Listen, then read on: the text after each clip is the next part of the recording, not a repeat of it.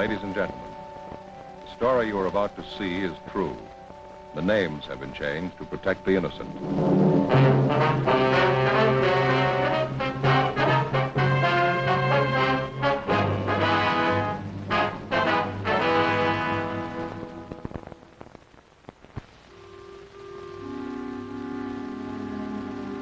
This is the city.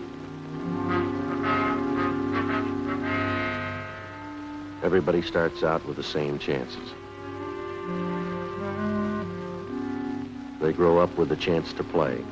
The city provides playgrounds.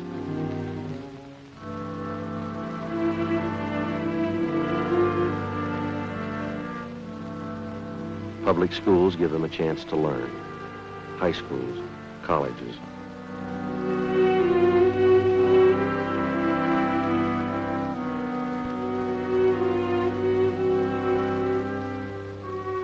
They all have an equal chance to obey the laws.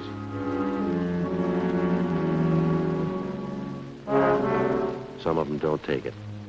That's why I have a job. I'm a cop.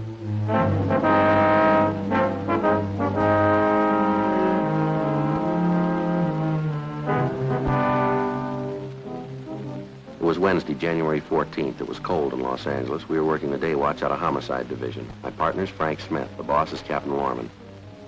My name's Friday. The teletype from the doctor at the police academy had been posted. My name was on the list. 8:30 a.m. I reported for my annual physical.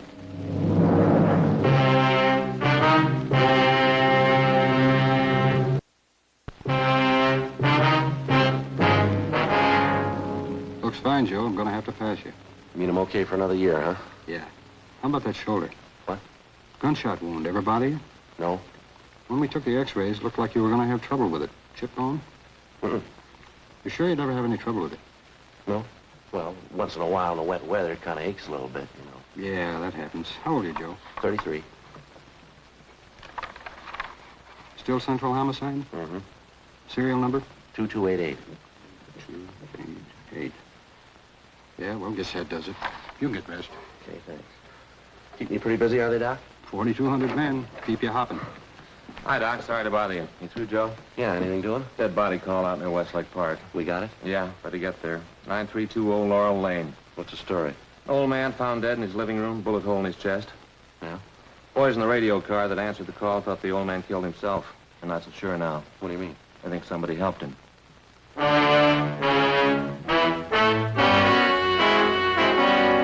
8:45 a.m. We left the doctor's office at the police academy and we drove to the address in the Westlake area where the shooting had been reported. The dead man was identified as Martin Latimer, age 68, a retired owner of a couple of neighborhood grocery stores in the city. He was lying sprawled partly on his side on the floor. There was a bullet hole in his chest just above the heart where the slug had entered the body. There was another larger wound in the back through the right shoulder blade where the bullet had emerged. Approximately 5 feet from the body was a chair.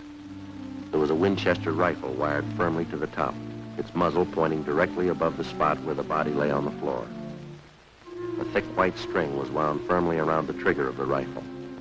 It ran through a metal ring on the stock of the gun and stretched across the room where it had been tied to the dead man's left index finger. At first glance, it seemed like an obvious suicide arrangement. Officer Harkness, one of the men in the radio car who answered the call, didn't agree. I don't know, Sergeant. Maybe I'm all wet. This doesn't gel right for me. Who found the body, Harkness? Next door neighbor, Mrs. Donworth. My partner's with her now. Did you fellas call the crime lab? Yeah, they're on their way. The old man the only one who lived in the house here? Yeah, that's what the neighbor told us. Sure would like to see what the crime lab crew's going to think of it. Why, what's the big question, Harkness? Well, I know it's none of my business, Sergeant. You fellas are the detectives. I just couldn't help but notice so. Yeah, what's that? Over there, that rifle wired to the back of the chair. Yeah? Take a sight along the barrel, see what you think.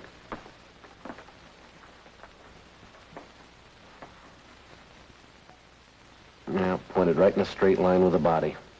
Well, that much fits. The old man pulled the string tied to his index finger. That set off the trigger and took the slug right through the chest. That's what I figured. Take a look at the wall directly behind the old man. The slug went clean through the body, we know that. Through the chest, above the heart, and then out through the shoulder blade. Yeah, I see what you mean. Take a look at that wall there. Not a mark on it. Well, one thing, Sheriff, the old man was shot in that position. The slug had to come this way. Went through his body at just about this height. We ought to find the bullet hole in this wall right along here. not a trace of a slug anyplace. No. Not much chance it could have been deflected either, is there? That's what I thought at first, too, Sergeant. Yeah. Down by your right knee, on the wall. Take a look. Yeah, that looks like it. Well, there's something wrong here, Joe. That rifle never could have thrown a slug that far down on the wall. Wired to the chair the way it is. And besides, it's way out of line, almost 4 feet here. I know it's none of my business, Sergeant. Couldn't help but notice it, though. You want me to stand by outside? Yeah, okay. And would you mind checking with the neighbor lady? What's her name? Mrs. Donworth. Yeah, you said she lives right next door? Yeah, on this side. Would you mind telling her we'll be over to see her in a few minutes and ask her to wait? Right, we'll check with you before we leave. Thanks, Sergeant. Oh, look at that gun again. It's a 30-30, isn't it? Yeah, that's right. Sure doesn't add up too well, does it? Even if the old man jerked the gun when he pulled the trigger with that string arrangement there, the slug couldn't have passed through his chest, out his back, and then hit the wall where it did. Joe, stand right behind the body, will you? Let's see if we can line this thing up. No, a little more to the left. A little more. More like this? Yeah, that's it. Let me see. No, not a chance, Joe. It's way out of line. If this is the gun that killed the old man, he didn't pull the trigger. Not from there, anyway. Well, there's one other chance, isn't there? Yeah? Somebody pulled it for him.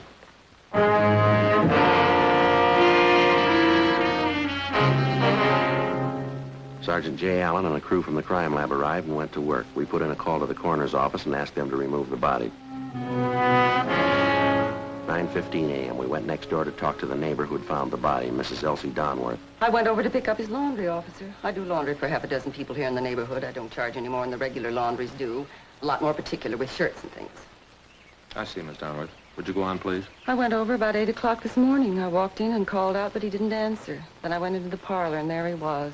Poor old man looked so sad lying there, all alone, that big gun strapped to the chair.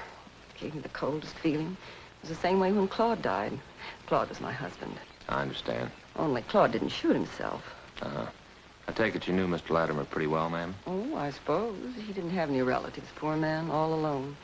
He was in the grocery business for years. Made some nice money, I guess. He retired about 8 years ago, sold both his stores. He had an income from a mortgage on one of them, $150 a month. Oh, yes, he was very comfortable. Uh-huh. He wasn't a penny pincher at all, but he was thrifty. It was the same way with my husband, Claude. He used to say, take care of the dimes, the dollars will take care of themselves. Miss Donworth, can you think of any reason why Latimer'd want to take his own life? Oh, I suppose poor old man was getting along in years. He used to complain all the time about his health. For a long time there, he was afraid he was going to die with cancer. Is that so? Did Mr. Latimer have cancer, do you know? Oh, no, but he kept thinking he was going to die with it. Mr. Latimer was always talking about it.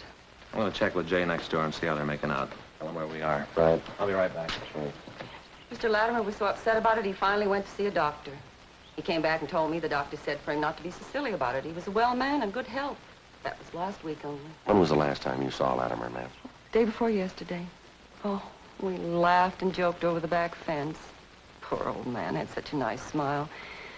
Reminded me a good deal of my husband, Claude. I'd like to have your honest opinion here, Miss Donworth. Do you think Latimer killed himself? Well, I suppose. That rifle in there, that terrible contraption. See you in a minute, Joe. Yeah. Excuse me, Miss Donworth. Surely.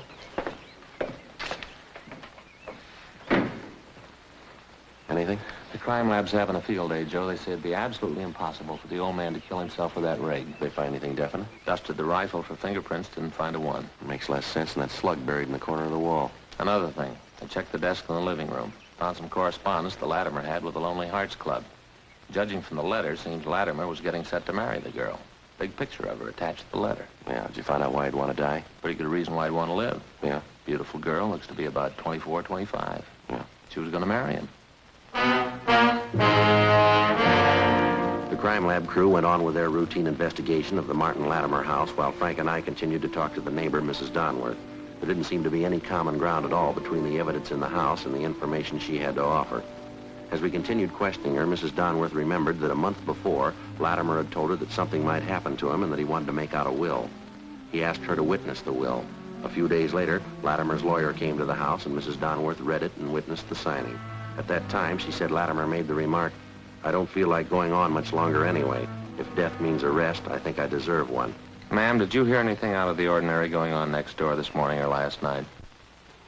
No, there's nothing I heard from next door to remark about. Of course, it's so noisy around here that time of morning you can't even hear yourself think. How's that, ma'am? The trucks passing by, up and down every morning. Not small trucks either.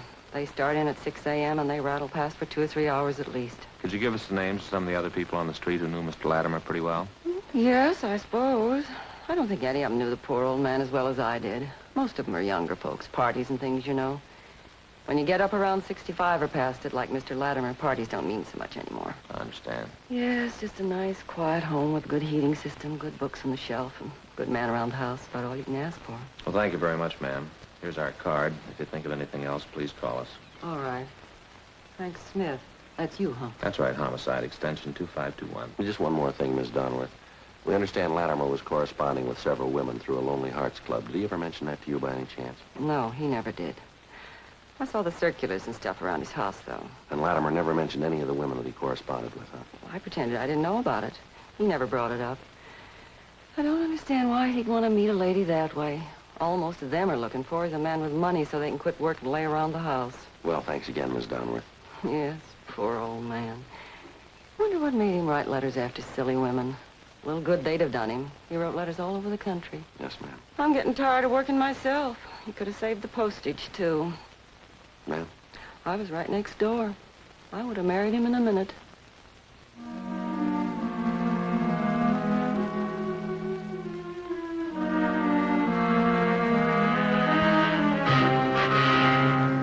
We left Mrs. Donworth's house and we went back next door to Latimer's house. The crime lab crew had finished their investigation and the coroner's deputies had arrived. They took the body downtown for autopsy. We talked over the crime lab findings with Sergeant J. Allen, and he felt the same way Frank and I did. The theory that Latimer had shot himself to death was possible in many respects, but it was far from plausible. We checked through Latimer's correspondence with the women he contacted by mail, especially the young girl he obviously intended to marry, judging from his letters to her. Her picture showed her to be brunette, dark eyes, young, very attractive. The inscription read, "With love, Catherine." There was no return address either on the photo or on any of the letters. 9:52 a.m. We put in a call to the mail club. Yes, ma'am. We may drop down to talk to you. Thank you very much. Goodbye. What'd they have to say? Well, it might be, Joe. Club secretary says they've been having trouble with somebody who signs a picture just like this one, with love, Catherine. I described the picture. Secretary says it's the same girl. What's the angle? Well, the girl doesn't belong to the club, but somehow she got a list of the members and their addresses. She writes to them, usually old men, gets them set for marriage, and they send for her. Yeah. Her letters come from the east, usually different cities. She writes and asks for train fare out here. The men send her the money for clothes and train fare, and that's the last of it. She's gone. Well, it adds up all right, doesn't it? There's one letter here. This one.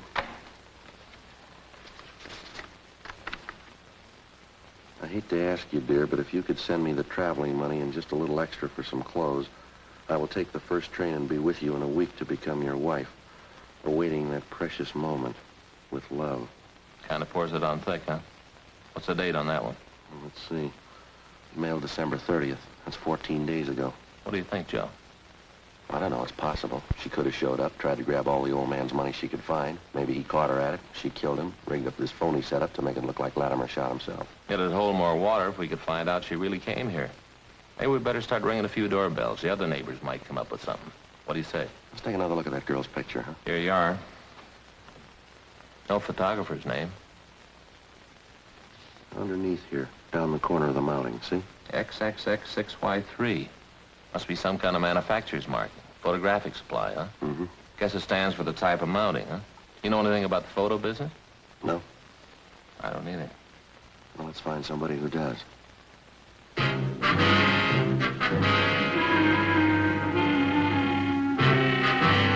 Before we drove back to the office, Frank and I covered the rest of the neighborhood and talked to everybody who knew the dead man, Martin Latimer, even remotely.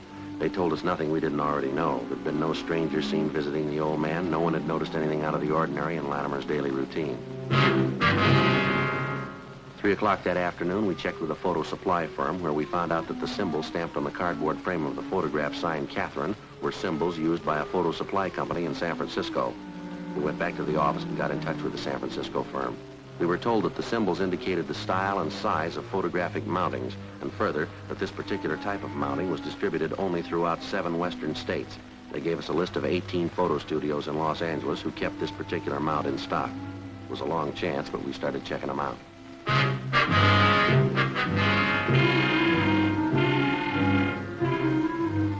meantime, we'd run the girl through R&I and gotten out an APB seeking information on her. Monday, January 19th, I checked into the office. Homicide, Friday. Oh, hi, Faye. No, he's not right now. I expect him in almost any minute. Yeah, Sure, yeah. Wait till I get a pencil. Okay. 3 pounds of ground round. Yeah. Lean, yeah. No, I'll tell him. Oh, loaf of rye bread? With what? Oh, seeds. With seeds, yeah. Okay. And a quart of cream. Oh, ice cream. No, I don't know what anybody want with a quart of cream either. Yeah. What kind? Chocolate? Okay. That's it, huh? Right. Sure, I'll be happy to. Oh, pretty good, Faye. And the kids? Fine. Well, we've been pretty busy lately, you know. Sure, I'll try to make it next week. Right. Bye. Oh, Faye. She hung up. Oh. Your wife. Oh, what you want? Some stuff she wants you to bring home tonight. Yeah? Seeds? Yeah, for rye bread, you know. Well, why don't you write it down, Joe? RB Seeds doesn't mean anything. How'd you do it? Well, I covered 7 photographic studios. On the 8th, I got lucky. Yeah. Doris Chambers, age 22.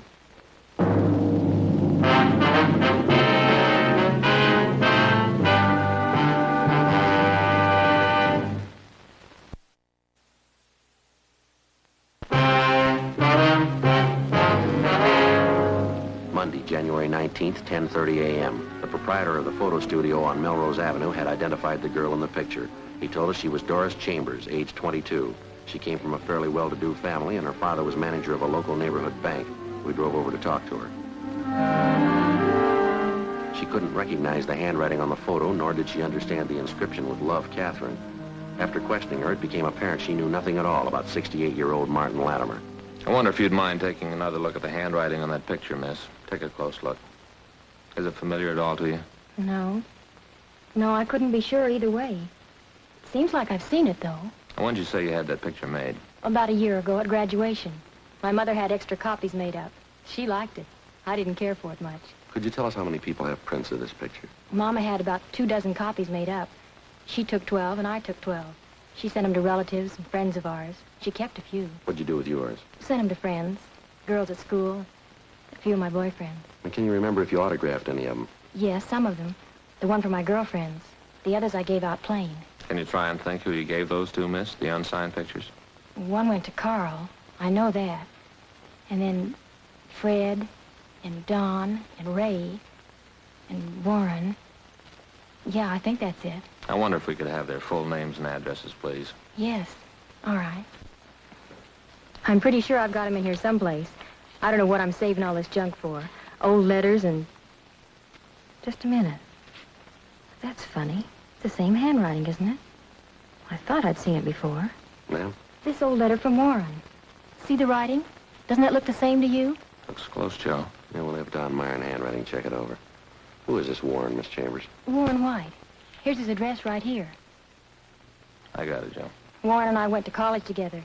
We were engaged to be married for a while. Then I broke it off. I see. Warren's a serious boy. He's very thorough. A perfectionist, you know, Sergeant. Never does things halfway. Is that so? I've never known Warren to do anything in his life halfway. Not once. Well, he's going to have a perfect record if that handwriting matches, isn't he? What can they do to him? I don't know, but they won't do it halfway.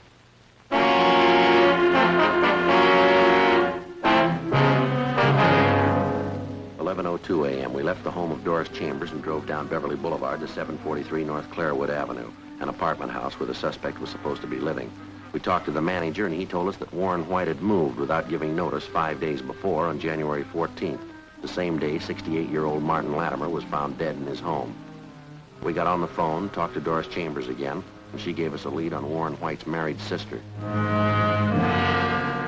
The following day, we located the sister of the murder suspect, and she told us that her brother Warren had phoned that morning and asked for an emergency loan of $200, which she didn't have. The sister gave us White's new address, and we checked it out. We had the manager let us in White's apartment. It was one of those run-down, futuristic-style apartment houses built somewhere around the mid-30s. It was on a high, narrow road above Sunset Boulevard overlooking most of Hollywood. White wasn't in, and the manager said he wasn't expected back until early next morning.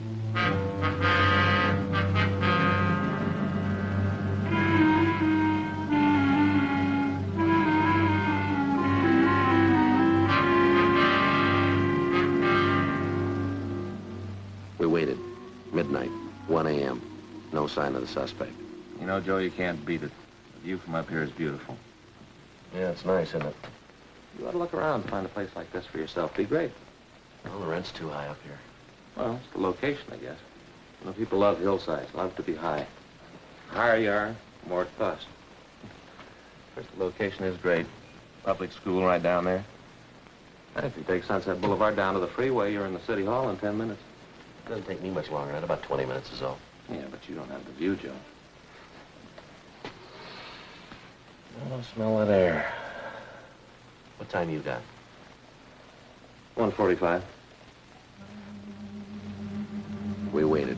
3 a.m., 4 a.m., 4:30. It was cold. Still no sign of the suspect, Warren White. 5 a.m., 5:30.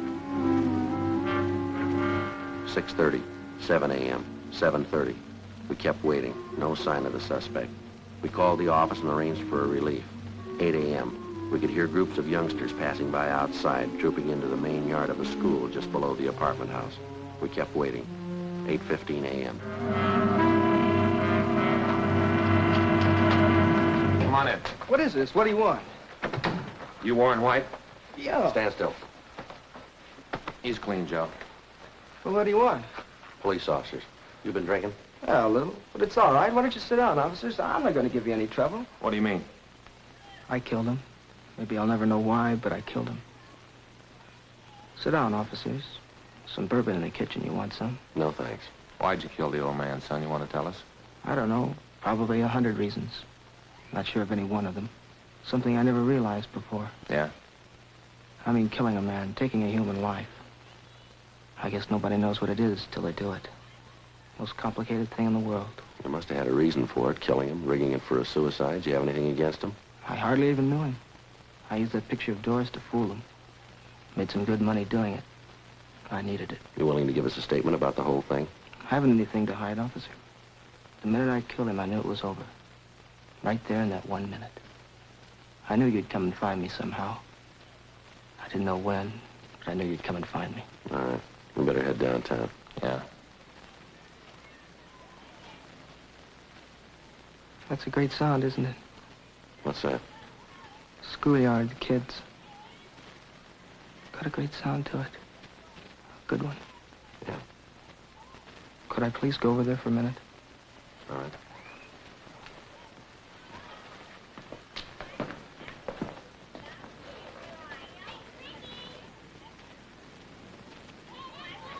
All right.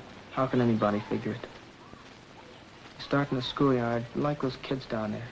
Running around, yelling. I started the same. Yeah. I wonder what it is that happens. An 8-year-old red-headed kid. Must be one down there now. Other kids will grow up, get jobs, work and die. It'll be all right. Yeah. One kid will end up in an alley with a gun in his hand. How can anybody figure it? I wouldn't know. Bunch of kids playing in a schoolyard. Someday one of them's a killer. Yeah. You tell me. What's the answer?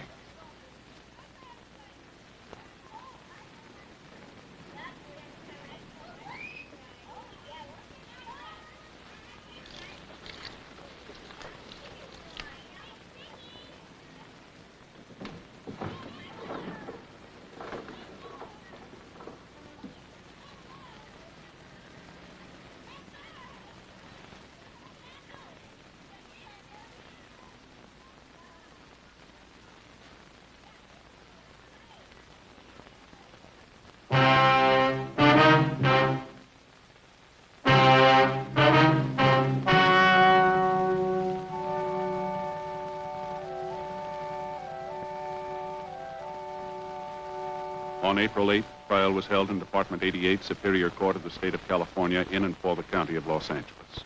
In a moment, the results of that trial.